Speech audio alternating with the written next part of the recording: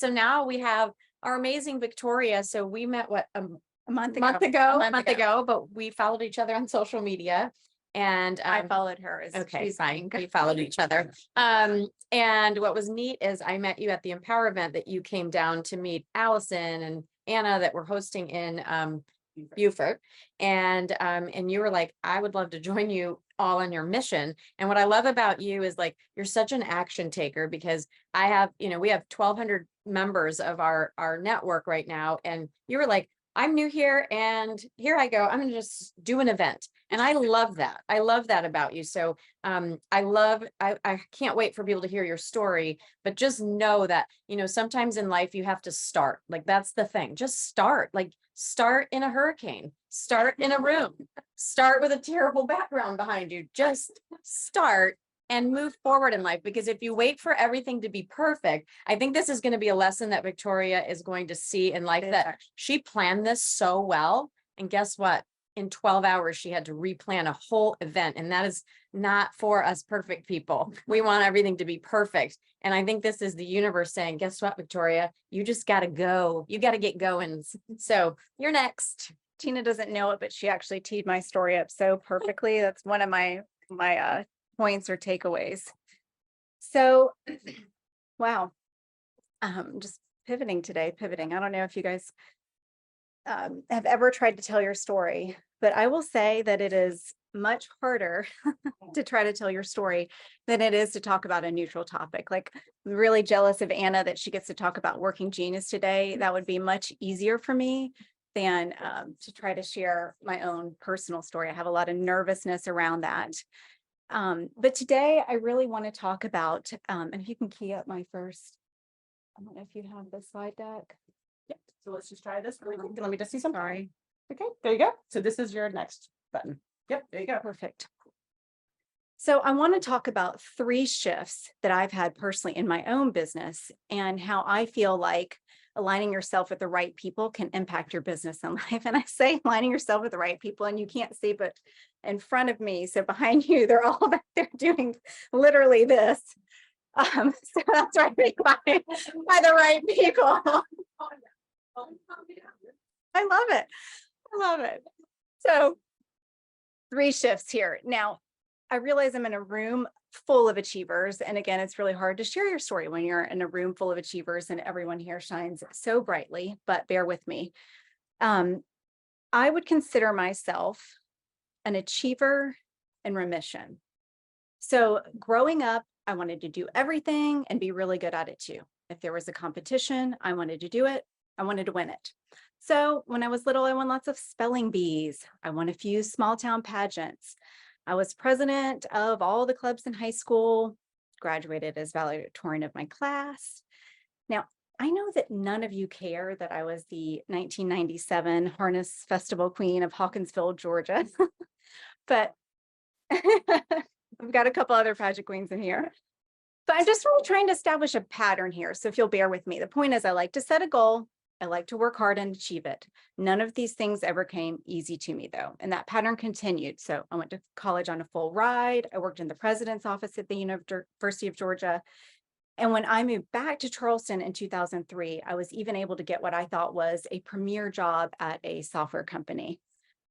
I'm going to move my phone. I can't mute the audio, and so I'm getting feedback, but I'm a presenter, so bear with me.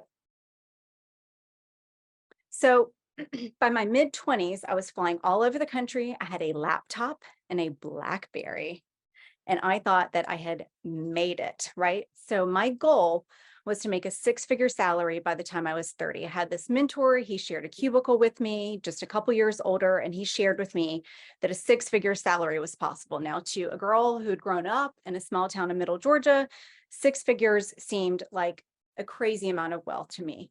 But I did that a few years early. So in my late 20s, I was making a 6-figure salary. So I went on President's Club trips. I was appointed to the Sales Leadership Council. And if you fast forward just a few years, I had this really great Canadian territory. So I was traveling between the US and 2 great cities, Toronto and Montreal, and I loved that job. And I will also say that I love to work. I actually really enjoy working. And at that time, I had a job that I loved too. So there was a lot of synergy there. But I also had a toddler. and I had another baby on the way. And because I love to work, I was the first person to drop off my kid, and I was the last person to pick him up. And if you are a mom who does the daycare thing, then you know that that means I often didn't even see his teachers because I was dropping him off to the floaters that were there in the morning and picking him up with the floaters in the afternoon. So his teachers were working these hours and I was working these hours. And when I had my second son in 2013, after about a decade at the same company, I couldn't find childcare. I could not find childcare, and I really couldn't figure out how to work part-time. And that was before all of this sort of like work anywhere remote thing was available. And so I made a really hard decision at that time, and I just I let go. I let go of my corporate job and I stayed at home with my kids for a few years. And when I started my career in real estate in 2015, I knew coming into this business that I did not want to sell the most. I do still want to be the best though, and I think you can do both. What I wanted to do was build a career around my family. And so I kind of came into this, if you will, with the governor on. I don't know, I grew up riding four-wheelers, so I hope that that analogy works well, but essentially like I had my speed capped on purpose, right? I came into this with the speed capped. So I made peace with the fact that I was never going to be Charleston's top producer. My why was no longer things like, could I buy that Gucci purse, but could I make it to my kids' soccer games? Can I volunteer to sell chicken biscuits at school? Can I sponsor the PTA? Can we afford to go to Disney World? Those were now all of my whys. And so I came into the business not really focused on how many houses I could sell, but I did still come in with that business mentality. So I wanted a steady, consistent pipeline, right? Something that I just knew that I could sustain. And I knew how to do that from my sales career. But my business had really become stagnant in the last year. It was steady, but it wasn't really growing. So in January, I switched brokerages to another company.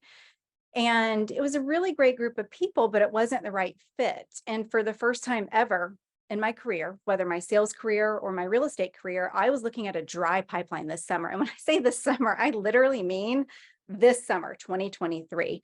So I knew I had to make a change. And I had been considering EXP for a while, and I had connected actually with a few agents over the last couple of years. But I think this kind of speaks towards God's timing or perfect timing with things in your life that I didn't join at that time. And one of the things that I had done forever was fangirl over Tina Call. And so somewhere on Instagram, literally just a few weeks ago, Tina announced a few new agents, and one of them was Allison Greco. Now, I'll admit, I did not know Allison. I just knew that I wanted to connect with her because she just made the same switch that I was considering. So I reached out to Allison in late July, and she offered to jump on a call with me and chat. And that's where that's where these shifts really start to take off. So in my first call with Allison, now those of you in the room that know her are going to laugh, but she introduces herself. She tells me, oh, I lead a bajillion agents and I sell a gajillion houses. And then she's like, and what are your goals? And I thought, well, I have 4 kids and I would love to build a team one day, but I am not really in a season where I can do that because I don't have the production volume to support that. Right. In my mind, I'm like, my production volume is to support me. My production volume is to go to Disney World. My goal is steady, sustainable business. And Allison calls BS on that. She literally says to me on my first call with her, I don't really know you, but I call BS on that. And she says, I swear this is the exact conversation. She tells me that she sees something in me. And she says that I don't need the sales volume to be a leader and that I should come to her Empower event that she's putting together in Beaufort the following week. And when she said that to me, it really struck a chord down deep. Heather Burge, whom you'll hear later, has a podcast titled Called to Lead. And when I would listen to her podcast, I'm out on my walk in the morning, and she would talk about sort of answering the call to lead herself, I would get butterflies.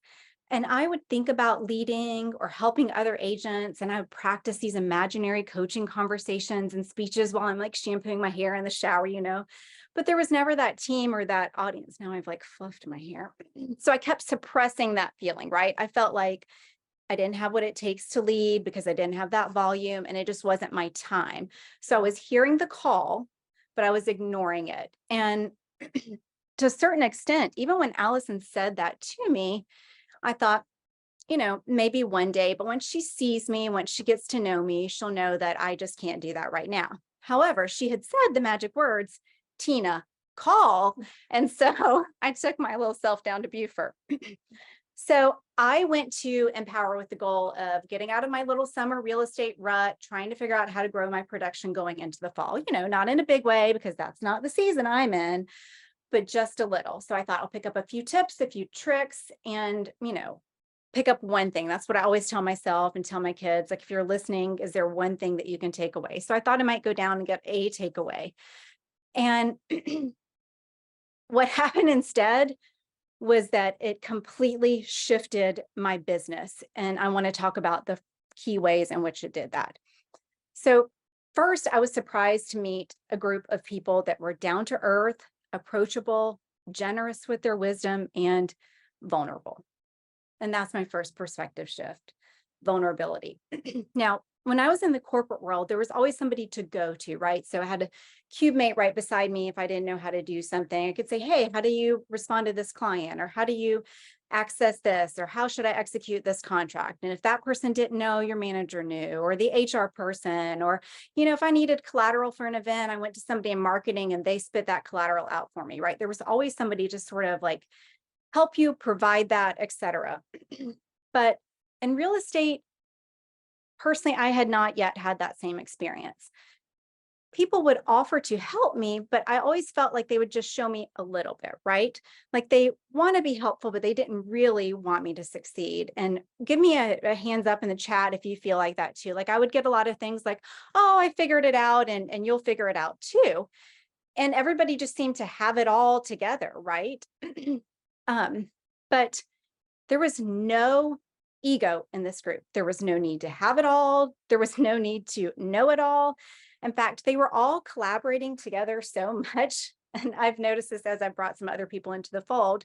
They were all collaborating together so much that I could not tell how they were aligned. Like I didn't know who worked for whom or who worked beside whom or under whom. Like they were all just collaborating and everyone was vulnerable. They were sharing all of their mistakes. They were sharing all of their successes. And I will say, now that I'm part of this group, it's not just this little group. It's everyone that they are aligned with. I've sat on 2 mastermind calls in the last week. And just like what you saw in the chat, people will say, this is what I did, and this is how I did it. And I'm willing to be so vulnerable as to share literally my playbook with you. Here, boom, just like Anna did. I'm going to drop it in the chat. Here's the link to everything that I've already created. And I had never, ever experienced that before. But not only people are willing to do that, they're willing to say, hey, I tried this. There was a lady on a mastermind call this week. She says to the group, here's my best marketing idea and here's how I executed it. But you should know that the first year I tried it, it didn't work for me at all. Literally, no one took me up on it. And so she was willing to share her failures too. Now, I felt like if they were going to be vulnerable, then I was going to be vulnerable too that day. I was in Beaufort. I didn't know anybody. And Ashley's story had really resonated with me. And so I sat down in a breakout session that she led. And I poured my little vulnerable heart out to this random group of strangers. And I told Ashley, I thought, like, hey, maybe I can lead something here. Like, maybe I can organize a collaborative group in the Charleston area. And I told her, I said, I know all of these amazing people because in my mind, I was already thinking of people like Ashley Allen and like Heather Burge, all of these women that I knew could share and that I could get together.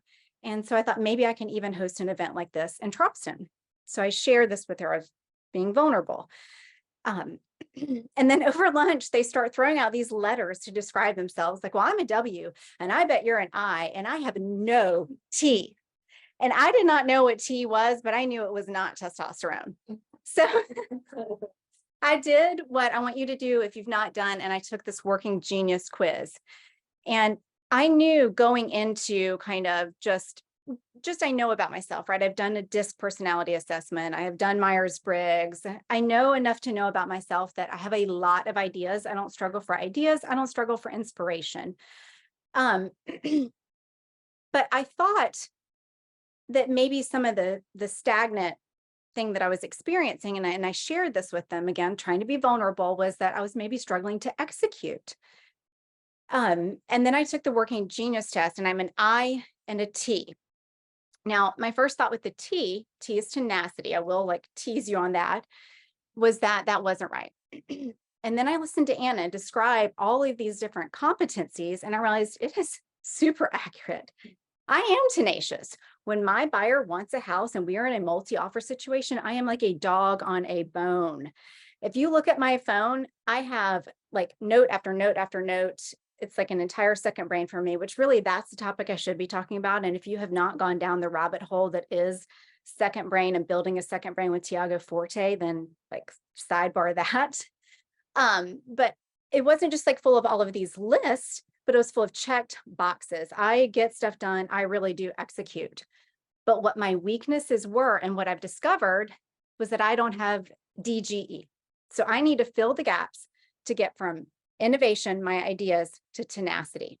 Now, I'm not going to spoil and tell you what the DGEs are, but I just think that the key here is that if you're willing to be vulnerable and admit your strengths and weaknesses, then you can fill those gaps. So the second takeaway from this group was, if I'm willing to be vulnerable, then how do I get from A to Z, or Z, as we said in Canada? I had a Canadian territory, remember, A to Z. So how were they able to accomplish so much so quickly?